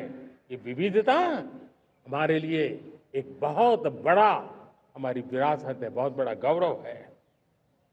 हमने प्रयागराज के महाकुंभ में देखा भारत की विविधता को कैसे जिया जाता है। एक स्थान पर करोड़ों लोग, एक ही भाव, एक ही प्राण, एक ही प्रयास, दुनिया के लिए बहुत बड़ा अजूबा है। महाकुंभ की वो सफलता भारत की एकता की, भारत के सामर्थ्य की दुहाई देती है। साथियों, हमारा देश भाषाओं की विविधता से बहुत ही भरा हुआ है, पुलकित है। और इसीलिए हमने मराठी, असमिया, बांग्ला, पाली, प्राकृत को क्लासिकल लैंग्वेज का दर्जा दिया है। और मेरा मत है, हमारी भाषाएं जितनी विकसित होगी, हमारी सभी भाषाएं जितनी समृद्ध होगी, हमारे नॉलेज के सिस्टम को भी उतना ही बल मिलने वाला है। और हमारी वो ताकत है, आज जब डेटा का जमाना है ना, तो ये ताकत दुनिया के लिए भी बड़ी ताकत बन सकती है। इतना सामर्थ्य हमारी लैंग्वेज में। हमें हमारी सभी भाषाओं पर गर्व होना चाहिए। हमारी सभी भाषाओं के विकास के लिए हर किसी ने बनते हुए प्रयास करना चाहिए। साथियों, पांडुलिपि में हमारे ज्ञान के भंडार पड़े हैं, लेकिन उसके प्रति उदासीनता रही है। इस बार हमने ज्ञान भारतम योजना के तहत देश भर में जहां भी हस्तलिखित ग्रंथ है, जहां पांडुलिपियां हैं, सदियों पुराने जो दस्तावेज हैं, उनको खोज खोज करके आज की टेक्नोलॉजी का उपयोग करते हुए उस ज्ञान की समृद्धि को आने वाली पीढ़ियों के लिए काम आए, उस दिशा में काम कर रहे हैं। मेरे प्यारे देशवासियों, हमारा स्पष्ट मत है, यह देश सिर्फ सरकारें नहीं बनाती है, ये देश राज सत्ता पर विराजमान लोग ही नहीं बनाते हैं, ये देश शासन की धुरा संभालने वाले नहीं बनाते हैं। ये देश बनता है कोटि कोटि जनों के पुरुषार्थ से, ऋषियों के, मुनियों से, वैज्ञानिकों के, शिक्षकों के, किसानों के, जवानों के, सेना के, मजदूरों के, हर किसी के प्रयास से देश बनता है। हर किसी का योगदान होता है, व्यक्ति का भी होता है, संस्थाओं का भी होता है। आज मैं बहुत गर्व के साथ एक बात का जिक्र करना चाहता हूं। आज से 100 साल पहले एक संगठन का जन्म हुआ, राष्ट्रीय स्वयंसेवक संघ। 100 साल की राष्ट्र की सेवा एक बहुत ही गौरवपूर्ण स्वर्णिम पृष्ठ है। व्यक्ति निर्माण से राष्ट्र निर्माण के संकल्प को लेकर के 100 साल तक मां भारती का कल्याण का लक्ष्य लेकर के लक्षावधि स्वयंसेवकों ने मातृभूमि के कल्याण के लिए अपना जीवन समर्पित किया है। सेवा, समर्पण, संगठन और अप्रतिम अनुशासन, ये जिसकी पहचान रही है, ऐसा राष्ट्रीय स्वयंसेवक संघ दुनिया का ये सबसे बड़ा एनजीओ है। एक प्रकार से 100 साल का उसका समर्पण का इतिहास है। आज लाल किले की प्राचीर से 100 साल की इस राष्ट्र सेवा की यात्रा में योगदान करने वाले सभी स्वयंसेवकों को आदरपूर्वक स्मरण करता हूं और देश गर्व करता है राष्ट्रीय स्वयंसेवक संघ की इस 100 साल की भव्य समर्पित यात्रा को, और हमें प्रेरणा देता रहेगा। मेरे प्यारे देशवासियों, हम समृद्धि की ओर जा रहे हैं, लेकिन समृद्धि का रास्ता सुरक्षा से गुजरता है। पिछले 11 वर्षों में राष्ट्र सुरक्षा, राष्ट्र रक्षा, राष्ट्र के नागरिकों की रक्षा, इन सभी मोर्चों पर हमने पूरे समर्पण भाव से काम किया है। हम बदलाव लाने में सफल हुए हैं। यह देश जानता है कि हमारे देश का बहुत बड़ा जनजातीय क्षेत्र नक्सलवाद की चपेट में, माओवाद की चपेट में पिछले कई दशकों से लहूलुहान हो चुका था। सबसे ज्यादा नुकसान मेरे आदिवासी परिवारों को हुआ। आदिवासी माताओं बहनों ने अपने सपने के होनहार बच्चों को खो दिया। नौजवान बेटे गलत रास्ते पर खींच लिए गए, भटकाए गए, उनकी जीवन को तबाह कर दिया गया। हमने फौलादी हाथ से काम लिया। एक समय था, कभी 125 से ज्यादा जिलों में नक्सलवाद अपनी जड़ें जमा चुका था। माओवाद की चंगुल में हमारे जनजातीय क्षेत्र, हमारे जनजातीय नौजवान फंसे हुए थे। और आज 125 जिलों में से कम होते होते हम 20 पर ले आए हैं। उन जनजातीय समाज की सबसे बड़ी हमने सेवा की है। और आप देखिए, एक जमाना था जब बस्तर को याद करते ही माओवाद, नक्सलवाद, बम बंदूक की आवाज सुनाई देती थी। उसी बस्तर में माओवाद नक्सल से मुक्त होने के बाद जब बस्तर के नौजवान ओलंपिक करते हैं, हजारों नौजवान भारत माता की जय बोल करके खेल के मैदान में उतरते हैं, पूरा वातावरण उत्साह से भर जाता है। ये बदलाव देश देख रहा है। जो क्षेत्र कभी रेड कॉरिडोर के रूप में जाने जाते थे, वो आज विकास के ग्रीन कॉरिडोर बन रहे हैं। साथियों, हमारे लिए गर्व की बात है, भारत के नक्शे में जिन क्षेत्रों को लहूलुहान कर दिया गया था, लाल रंग से रंग दिया गया था, हमने वहां संविधान, कानून और विकास का तिरंगा फहरा दिया है। मेरे प्यारे देशवासियों, ये भगवान बिरसा मुंडा की 150वीं जयंती का अवसर है। तब इन जनजातीय क्षेत्रों को नक्सल से मुक्त कर करके, मेरे जनजातीय परिवार के नौजवानों की जिंदगी बचा करके हमने भगवान बिरसा मुंडा को एक सच्ची श्रद्धांजलि दी है।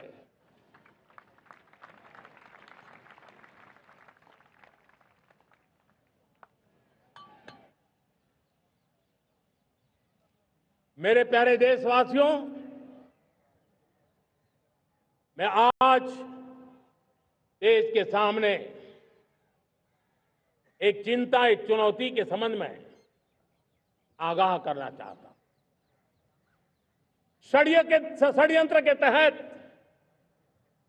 सोची समझी साजिश के तहत देश की डेमोग्राफी को बदला जा रहा है। एक नए संकट के बीज बोए जा रहे हैं।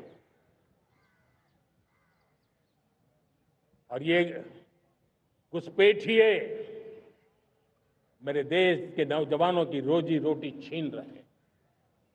एक घुसपैठिए मेरे देश की बहन बेटियों को निशाना बना रहे हैं। ये बर्दाश्त नहीं होगा। ये घुसपैठिए भोले भाले आदिवासियों को भ्रमित करके उनकी जमीनों पर कब्जा कर रहे हैं। ये देश सहन नहीं करेगा। और इसलिए मेरे प्यारे देशवासियों,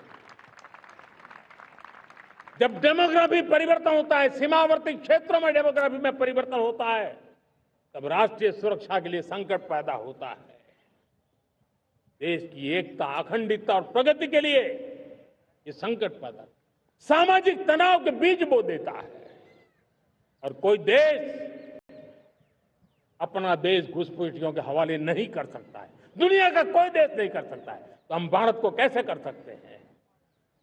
हमारे पूर्वजों ने त्याग और बलिदान से आजादी पाई है, हमें स्वतंत्र भारत दिया है। उन महापुरुषों के प्रति हमारा कर्तव्य है कि हम हमारे देश में ऐसी हरकतों को स्वीकार न करें। उनकी सच्ची श्रद्धांजलि होगी। और इसलिए मैं आज लाल किले की प्राचीर से कहना चाहता हूं, हमने एक हाई पावर्ड डेमोग्राफी मिशन शुरू करने का निर्णय किया है। ये मिशन, इस मिशन के द्वारा ये जो भीषण संकट नजर आ रहा है, भारत पे मंडरा रहा है जो संकट है, उसको निपटाने के लिए तय समय में सुविचारित, सुनिश्चित रूप से अपने कार्य को करेगा। उस दिशा में हम आगे बढ़ रहे हैं। मेरे प्यारे देशवासियों, कल जन्माष्टमी का पावन पर्व है। भगवान श्री कृष्ण का जन्मोत्सव देश में मनाया जाता है। साथियों, जब मुझे भगवान श्री कृष्ण याद आते हैं तो हम देख रहे हैं कि पूरे विश्व में आज युद्ध के तौर तरीके बदल रहे हैं। हमने देखा है कि भारत युद्ध के हर नए तौर तरीकों को निपटने में समृद्ध है। हमने ऑपरेशन सिंदूर में दिखा दिया है। टेक्नोलॉजी में जो भी महारत थी, पाकिस्तान ने हमारे सैन्य ठिकानों पर, हमारे एयरबेस पर, हमारे संवेदनशील स्थानों पर, हमारे आस्था के केंद्रों पर, हमारे नागरिकों पर मिसाइल्स, ड्रोन अनगिनत मात्रा में उन्होंने वार किया। देश ने देखा है, लेकिन देश को सुरक्षित रखने के जो प्रयास पिछले 10 साल में हुए हैं, उस ताकत का परिणाम था कि उनके हर हमले को हमारे जाबाजों ने और हमारी टेक्नोलॉजी ने तिनके की तरह बिखेर दी।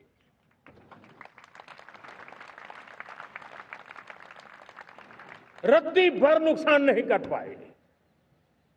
और इसलिए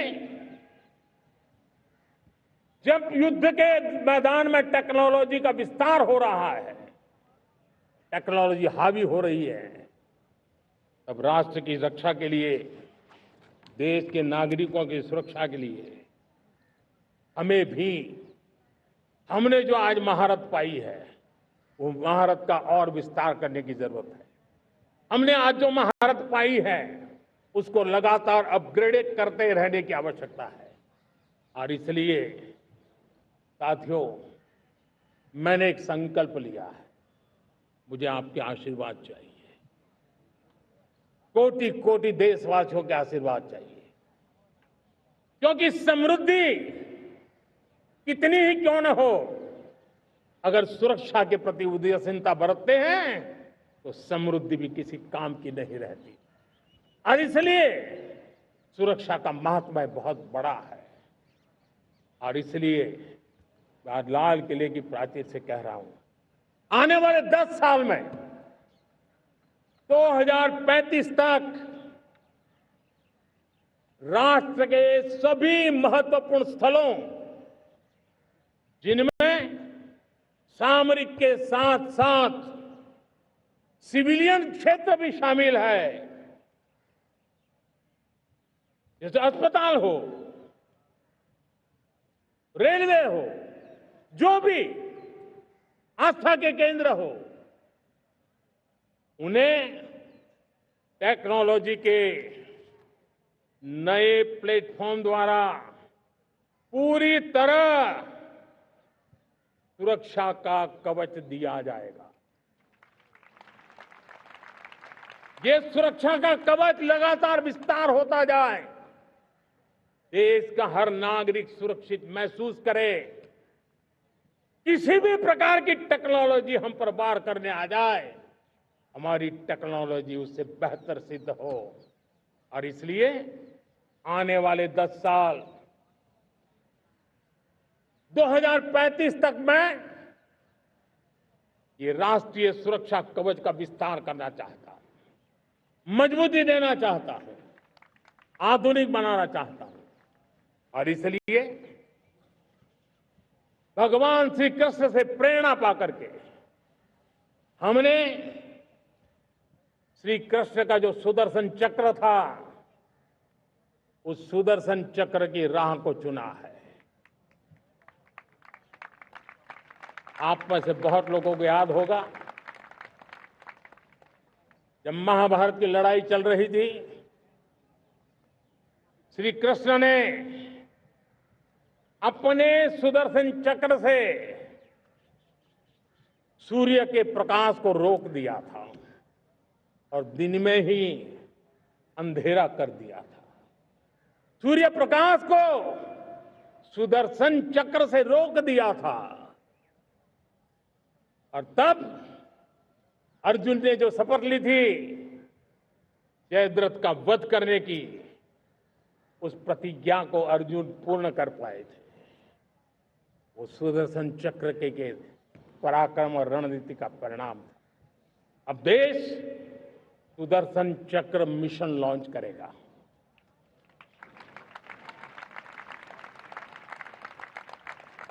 ये मिशन सुदर्शन चक्र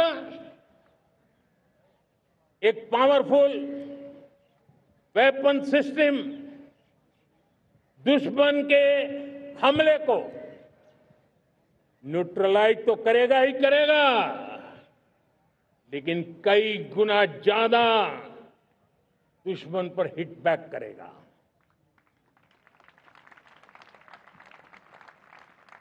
हमने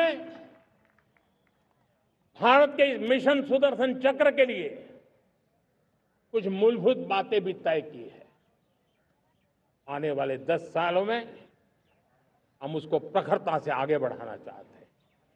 एक तो ये पूरी आधुनिक सिस्टम, इसके लिए रिसर्च, डेवलपमेंट, उसकी मैन्युफैक्चरिंग हमारे देश में ही हो, हमारे देश के नौजवानों के टैलेंट से हो, हमारे देश के लोगों के द्वारा बनी। दूसरा, एक ऐसी व्यवस्था होगी जो वॉरफेयर के हिसाब से भविष्य में क्या क्या संभावनाएं हैं उसका हिसाब किताब लगा करके +1 की स्ट्रेटेजी वर्कआउट करेगी। और तीसरा, सुदर्शन चक्र की एक ताकत थी, वो बहुत ही प्रिसाइज, जहां जाना था वहीं जाता था और वापस श्री कृष्ण के पास लौट के आता था। हम इस सुदर्शन चक्र के द्वारा भी टारगेटेड प्रिसाइज एक्शन के लिए भी व्यवस्था को विकसित करने की दिशा में आगे बढ़ेंगे।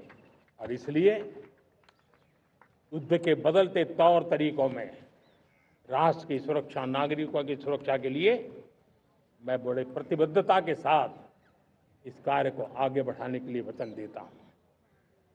मेरे प्यारे देशवासियों, जब हम लोकतंत्र की बात करते हैं, स्वतंत्र भारत की बात करते हैं, तब हमारा संविधान हमारे लिए सर्वोच्च दीप स्तंभ होता है, हमारा प्रेरणा का केंद्र होता है। लेकिन आज से 50 साल पहले भारत के संविधान का गला घोंट दिया गया था। भारत के संविधान के पीठ पे छुरा भोंक दिया गया था। देश को जेल खाना बना दिया गया था। आपातकाल लगा दिया गया था। इमरजेंसी थोप दी गई थी। इमरजेंसी के 50 साल हो रहे हैं। देश की किसी भी पीढ़ी ने संविधान की हत्या के इस पाप को कभी भूलना नहीं चाहिए। संविधान की हत्या करने वाले पापियों को नहीं भूलना चाहिए। और हमें भारत के संविधान के प्रति अपने समर्पण को और मजबूती देते आगे बढ़ना चाहिए। वो हमारी प्रेरणा है। मेरे प्यारे देशवासियों, मैंने इसी लाल किले से पंच प्रण की बात कही थी। मैं आज लाल किले से फिर से एक बार मेरे देशवासियों का पुनः स्मरण जरूर करना चाहता हूं। विकसित भारत बनाने के लिए न हम रुकेंगे, न हम झुकेंगे। हम परिश्रम की पराकाष्ठा करते रहेंगे और अपनी आंखों के सामने 2047 में विकसित भारत बना करके रहेंगे। मेरे प्यारे देशवासियों, हमारा दूसरा प्रण है कि हम हमारे जीवन में, हमारी व्यवस्थाओं में, हमारे नियम, कानून, परंपराओं में गुलामी का एक भी कण अब बचने नहीं देंगे। हम हर प्रकार की गुलामी से मुक्ति पाकर के ही रहेंगे। मेरे प्यारे देशवासियों, हम अपनी विरासत पर गर्व करेंगे। हमारी पहचान का सबसे बड़ा आभूषण, सबसे बड़ा गहना, सबसे बड़ा मुकुटमणि हमारी विरासत है। हम विरासत का गर्व करेंगे। मेरे प्यारे देशवासियों, इन सब के लिए एकता, ये मंत्र सबसे बड़ा शक्तिशाली मंत्र है। और इसलिए एकता की डोर को कोई काट न सके, ये हमारा सामूहिक संकल्प होगा। मेरे प्यारे देशवासियों, मां भारती के प्रति कर्तव्य निभाना ये पूजा से कम नहीं है, तपस्या से कम नहीं है, आराधना से कम नहीं है। और उसी भाव से हम सब मातृभूमि के कल्याण के लिए परिश्रम की पराकाष्ठा करते हुए 2047 विकसित भारत के लक्ष्य को पार करने के लिए अपने आप को अपा देंगे, अपने आप को झोंक देंगे। जो भी सामर्थ्य है, कोई भी अवसर को छोड़ेंगे नहीं। इतना ही नहीं, नए अवसरों को निर्माण करेंगे और निर्मित करने के बाद हम 140 करोड़ देशवासियों के सामर्थ्य से आगे बढ़ते ही रहेंगे, बढ़ते ही रहेंगे, बढ़ते ही रहेंगे। मेरे प्यारे देशवासियों, हमें याद रखना है, 140 करोड़ देशवासियों को याद रखना है, परिश्रम में जो तपा है, परिश्रम में जो तपा है, उसने ही तो इतिहास रचा है। परिश्रम में जो तपा है, उसने ही तो इतिहास रचा है। जिसने फौलादी चट्टानों को तोड़ा है, जिसने फौलादी चट्टानों को तोड़ा है, उसने ही समय को मोड़ा है। जिसने फौलादी चट्टानों को तोड़ा है, उसने ही समय को मोड़ा है। और समय को मोड़ देने का भी, समय को मोड़ देने का भी यही समय है, सही समय है। मेरे प्यारे देशवासियों, एक बार फिर आप सबको आजादी के इस महान पर्व की अनेक अनेक शुभकामनाएं देता हूं, बहुत बहुत बधाई देता हूं। मेरे साथ बोलेंगे, जय हिंद, जय हिंद, जय हिंद। भारत माता की, भारत माता की, भारत माता की। वंदे, वंदे, वंदे। बहुत बहुत धन्यवाद।